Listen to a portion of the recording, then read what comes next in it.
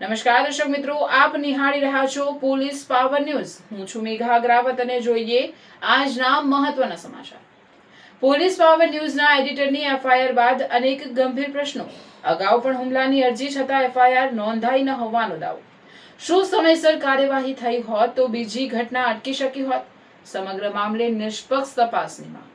પત્રકાર પર જીવલેણ હુમલો કે પૂર્વ આયોજિત કાવતરું? દાવત સોડામાં શંકાસ્પદ પદાર્થ પીવડાવ્યાનો એફઆઈઆરમાં ગંભીર આક્ષેપ। નમસ્કાર, હું Megha Agravat, Gujarat state bureau chief, police power news. આપ જોઈ રહ્યા છો પોલીસ પાવર ન્યૂઝ। આજે અમે જે સમાચાર રજૂ કરી રહ્યા છીએ તે માત્ર એક હુમલાની ઘટના નથી, પરંતુ એવા કેસ સાથે જોડાયેલા છે જેમાં ફરિયાદી પોતે છેલ્લા લગભગ 28 વર્ષથી મીડિયા ક્ષેત્ર સાથે સંકળાયેલા પત્રકાર, લેખક અને પોલીસ વિષયક અનેક જીવનચરિત્રોના સર્જક છે। મહત્વપૂર્ણ બાબત એ છે કે આ સમગ્ર અહેવાલ નોંધાયેલી એફઆઈઆરમાં કરવામાં આવેલા આક્ષેપો અને ફરિયાદની રજૂઆત પર આધારિત છે।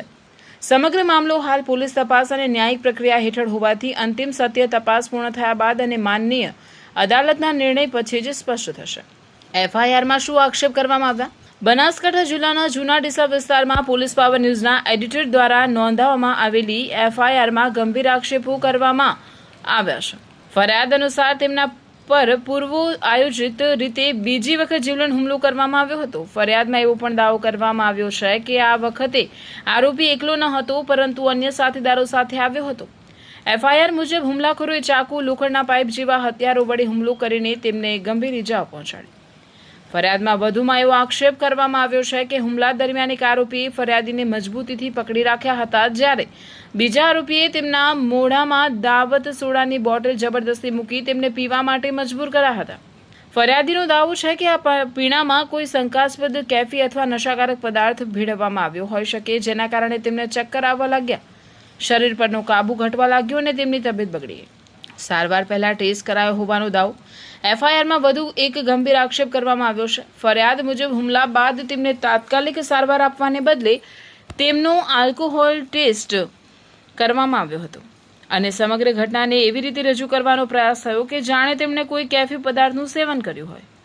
ફરિયાદીનો દાવો છે કે તેમના વિરુદ્ધ અગાઉ ક્યારેય આવા પ્રકારનો ગુનો નોંધાયો નથી। તેમણે જણાવ્યા મુજબ આ સમગ્ર ઘટનાનો હેતુ તેમની સામાજિક પ્રતિષ્ઠા, પત્રકાર તરીકેની વિશ્વસનીયતા અને તેમની છબીને નુકસાન પહોંચાડવાનો હતો। અગાઉ પણ હુમલાની અરજી થતાં એફઆઈઆર ન થઈ હોવાનો દાવો।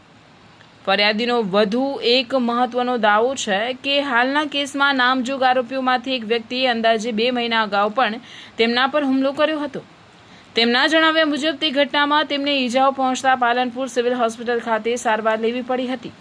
ફરિયાદીનો દાવો છે કે ત્યારબાદ ડીસા તાલુકા પોલીસ મથકે એફઆઈઆર નોંધાવવા લેખિત અરજી આપવામાં આવી હતી, તેમજ તેની નકલ બનાસકાંઠા જિલ્લા પોલીસ અધિક્ષક સહિત સંબંધિત અધિકારીઓને પણ મોકલવામાં આવી હતી।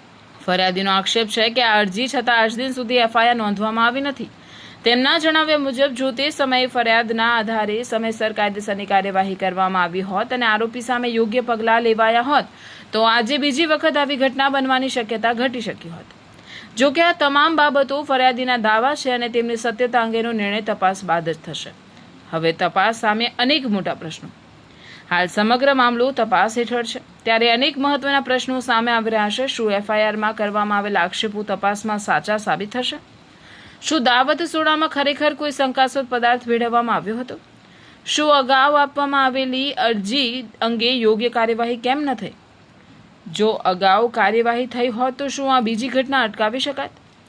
શું સમગ્ર ઘટનાનું સંપૂર્ણ સત્ય બહાર આવશે? અને જો કોઈ બેદરકારી કે ગેરરીતિ થઈ હોય તો તેની જવાબદારી કોની નક્કી થશે? આ તમામ પ્રશ્નોના જવાબ હવે માત્ર પોલીસ તપાસ અને ન્યાયિક પ્રક્રિયા પૂર્ણ થયા બાદ જ સ્પષ્ટ થશે। પોલીસ પાવર ન્યૂઝનો અભિગમ। લોકશાહીમાં પત્રકાર હોય કે સામાન્ય નાગરિક, દરેક વ્યક્તિની સુરક્ષા અને ન્યાયનો અધિકાર સમાન છે। જો ફરિયાદમાં કરવામાં આવેલા આક્ષેપો સાચા સાબિત થાય તો જવાબદારો સામે કાયદેસરની કાર્યવાહી થવી જોઈએ, અને જો આક્ષેપો ખોટા સાબિત થાય તો તે સત્ય પણ તપાસ દ્વારા જનતા સમક્ષ આવવું જોઈએ। પોલીસ પાવર ન્યૂઝની સ્પષ્ટ નીતિ છે કે અમે કોઈને દોષિત જાહેર કરતા નથી અને કોઈને નિર્દોષ જાહેર પણ કરતા નથી।